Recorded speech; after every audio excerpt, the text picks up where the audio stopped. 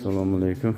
Hurmatli kuzatuvchilar, mana avtomat bunkerli ko'mirli kotellarimiz yetib keldi.